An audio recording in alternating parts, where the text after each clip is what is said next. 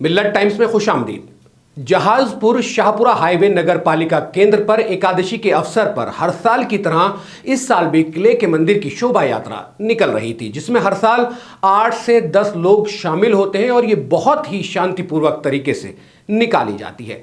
लेकिन इस बार ऐसा नहीं है। इलाके के लोगों का कहना है कि इस बार एकादशी के जुलूस में 800 लोग थे जो मस्जिद के बाहर लाठी, डंडे और हथियार लेकर आपत्तिजनक नारे लगाने लगे, जिसके बाद वहां मौजूद लोगों से तीखी नोकझोंक हो गई। दोनों तरफ से पथराव शुरू हो गया। दोनों गुटों के समझाने के बाद प्रशासन ने बाजार और इलाके को बंद कर दिया। आपको बता दें कि जुलूस से पहले शांति समिति की बैठक हुई थी, जिसमें यह निर्णय लिया गया था कि मस्जिद के बाहर कोई भी धार्मिक नारे नहीं लगाए जाएंगे। उसके बाद जुलूस को मस्जिद के बाहर क्यों रोका गया, यह एक अपने आप में सवाल है। जब जुलूस किले की तरफ से लौटा तो भीड़ को मस्जिद के बाहर ही रोक दिया गया, जिसके बाद फिर से आपत्तिजनक हरकतें की गईं और देखते ही देखते ये हिंसा में बदल गई। मस्जिद के बाहर जमा भीड़ के पास लाठी, डंडे मौजूद थे। अराजक तत्वों ने हिंसा को अंजाम दिया। बताते हैं कि जिन लोगों ने अराजकता फैलाई है उनकी पहचान कुछ इस तरह है।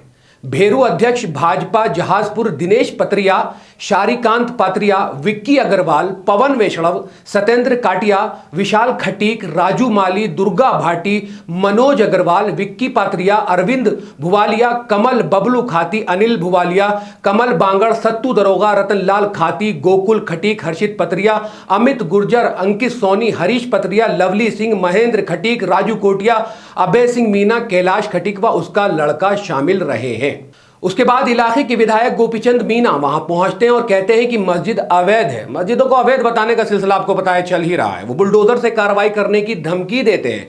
कलेक्टर राजेंद्र शेरावत भी मस्जिद के बाहर मौके पर पहुंचते हैं और जामा मस्जिद व तकिए मस्जिद के बाहर नोटिस चिपकाकर 24 घंटे के अंदर मस्जिद के कागजात मांगे जाते हैं और कहा जाता है कि कागज नहीं दिखाए गए तो मस्जिद पर कार्रवाई कर जमींदोज कर दिया जाएगा। ये धमकी बुलडोजर की और मस्जिद को जमींदोज करने की कोई नई तो है नहीं। लगातार आप देख रहे हैं कि बुलडोजर एक्शन जो है वो आम है और चल रहा है। थोड़ी देर बाद ही प्रशासन अपना सर्च ऑपरेशन शुरू कर देता है और 70 से 80 मुसलमानों की दुकान को पहले लूटा जाता है, फिर बुलडोजर चलाया जाता है और उसके बाद आग लगा दी जाती है। ये वो दुकानें हैं जिससे नगर पालिका किराया वसूल करता है। तो पूरे हिंदुस्तान में जब हम पढ़ते थे तो हमने सुना था कि हमारा देश जो है वो लोकतांत्रिक देश है, डेमोक्रेटिक देश है, हमारा देश संविधान से चलता है, हमारा देश कानून से चलता है। लेकिन आज सुप्रीम कोर्ट जब ये कहता है कि कोई दोषी भी है तो उसके मकान पर बुलडोजर नहीं चलना चाहिए, या सुप्रीम कोर्ट ये कहता है कि जो लोग इस बुलडोजर एक्टिविटी में शामिल हैं वो कानून का जो है वो वध कर रही है, इस तरह की कोई बात कहता है कि वो कानून को अपने तले कुचल रहे हैं,